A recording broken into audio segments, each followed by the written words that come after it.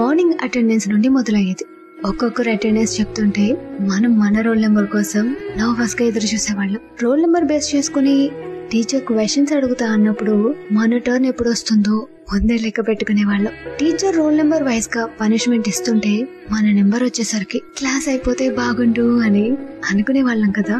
Answer sheet మీద మన roll number రాయడంతోనే exam start అయ్యేది.